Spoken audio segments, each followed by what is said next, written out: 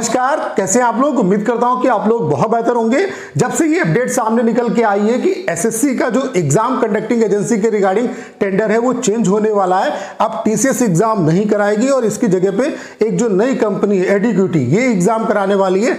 तब से ये जो डाउट है, कई जो डाउट है वो स्टूडेंट के दिमाग में, लेकिन स्पेशली जो सीजीएल 2025 वाले एस्पिरेंट है उनके दिमाग में ये डाउट है कि क्या इसकी वजह से नोटिफिकेशन जो है वो डिले होगा, और डिले होगा तो कितना क्या डिले होगा। और अभी जो रिसेंटली मीटिंग भी हुई थी चेयरमैन के साथ, तो उन्होंने भी इस बात को बोला था कि नोटिफिकेशन में थोड़ा सा डिले हो सकता है। तो कितना क्या डिले हो सकता है इस पॉइंट पर बात करेंगे। उसके अलावा एग्जाम डेट आपकी क्या चेंज हो सकती है, उसके अलावा कब तक आपका जो एग्जाम है वो हो सकता है, उसके अलावा क्या एक्चुअल में टीसीएस अब एग्जाम नहीं कराने वाली है, हकीकत क्या है, क्या जो टीसीएस है उससे टेंडर जो है वो हट गया है, अब एडुक्यूटी जो नई कंपनी है उसको क्या टेंडर वाकई में मिल गया है। इन सारे पॉइंट पे सिंगल वीडियो में हम लोग बात करने वाले हैं।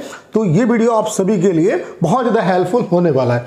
देखिए, सारी जो चीजें हैं वो डिपेंड करेंगी कि टेंडर जो है वो टीसीएस से दूसरी जो कंपनी है एडुक्यूटी को जाता है या नहीं जाता है। और अगर दूसरी कंपनी को टेंडर मिलता है एग्जाम कंडक्टिंग एजेंसी के रिगार्डिंग, तो आप ये मान के चलिए फिर नोटिफिकेशन में भी डिले आपको देखने को मिलेगा।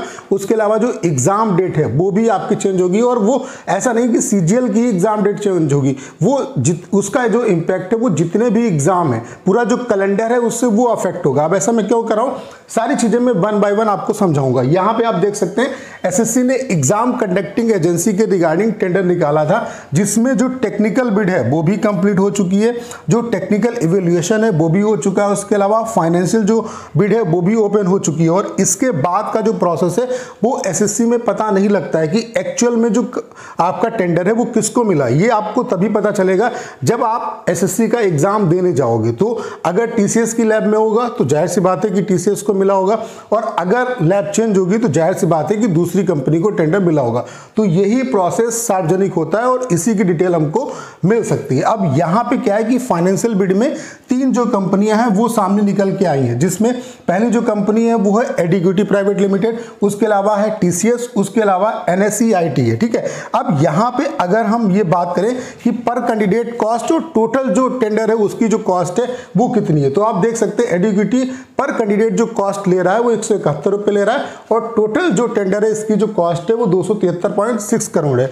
उसके अलावा टाटा की अगर हम मतलब टीसीएस की अगर बात करें तो 311 रुपए पर कैंडिडेट है और 497.6 करोड़ टोटल कॉस्ट है। ठीक है, उसके अलावा एनएससीआईटी की बात करें तो 289 पर कैंडिडेट कॉस्ट है, और उसके अलावा जो टेंडर की ओवरऑल कॉस्ट है वो 462.4 करोड़ है, यानी कि 462.4 करोड़ है। ठीक है, अब यहां पे जो भी जैसे जब किसी भी कंपनी को कोई भी सरकारी संस्था टेंडर निकालती है और जो फाइनलाइज टेंडर होता है वो इसी ग्राउंड पे होता है कि जिसकी फाइनेंशियल बिड में कॉस्ट सबसे कम होती है उसी को टेंडर मिलता है। तो यहां पे एडुक्यूटी की जो कॉस्ट है वो सबसे कम है, तो रूल के हिसाब से एडुक्यूटी को ही टेंडर मिलना चाहिए। बाकी इसके रिगार्डिंग एसएससी को इन्फॉर्म कर दिया गया, ग्रीवेंसेस भी ढेर सारे जा चुके हैं, रिटर्न में भी एसएससी को जो टीचर्स हैं वो दे चुके हैं कि भाई एडुक्यूटी को टेंडर नहीं मिलना चाहिए, भ्रष्ट है। कई जो स्टेट है उसमें ये जो कंपनी है वो ब्लैक लिस्टेड है। लेकिन अगर सरकारी पॉइंट ऑफ व्यू से देखा जाए तो रूल, और जो रूल कहता है उसके बेस पे जब सरकार को जहां पे सबसे कम कॉस्ट देनी पड़ेगी वही उसी कंपनी को यहां पे टेंडर मिलेगा। और ये इंटरनल इंफॉर्मेशन भी मिल रही है कि एडुक्यूटी को 180 दिन के लिए जो है वो मतलब रखा गया है। ठीक है, मतलब ट्रायल बेसिस पे रखा गया, उसके बाद इसका जो टेंडर है वो बढ़ा दिया जाएगा और इसकी कॉस्ट सबसे कम है। तो अगर एडुक्यूटी को मिलता है टेंडर तो आप ये मान के चलिए कि आपको एसएससी के जितने भी एग्जाम है उन सब में थोड़ा बहुत चेंजेस देखने को मिलेगा, क्योंकि जो कैलेंडर आप ये देख रहे हैं, जो ये कैलेंडर है ये टीसीएस के हिसाब से कैलेंडर है। टीसीएस ने अपने शेड्यूल के हिसाब से टेंडर जो है वो मतलब कैलेंडर जो है वो निकाला है। तो जब दूसरी कंपनी अगर फाइनलाइज होती है तो आप ये मान के चलिए फिर पूरा जो कैलेंडर है वो अपडेट होगा। जैसे अगर इस शेड्यूल के हिसाब से बात करें और ये टीसीएस जब टीसीएस एग्जाम करा रही थी उसी दरमियान ये आपका कैलेंडर आया है, तो यहां पे आप देख सकते हैं जो सिलेक्शन पोस्ट का आपका नोटिफिकेशन आना है वो 16 अप्रैल को आना है। उसके अलावा जो आपका सीजीएल का नोटिफिकेशन आना है वो 22 अप्रैल को आना है। तो आप ये मान के चलिए ये जो कैलेंडर है, ये पूरा जो कैलेंडर है ये अपडेट होगा और फिर कुछ ना कुछ चेंजेस होगा नोटिफिकेशन में, थोड़ा बहुत आपको डिले जो है वो देखने को मिलेगा। लेकिन ऐसा नहीं कि बहुत ज्यादा यहाँ पे आपको डिले देखने को मिलेगा।